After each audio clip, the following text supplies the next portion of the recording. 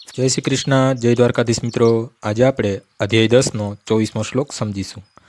પુરુષોદશામ ચ મુખ્યમાં વિદ્ધિ પાર્થ બૃહસ્પતિમ સનાની નાહમ સ્કંદ સરસાસ્મી સાગર.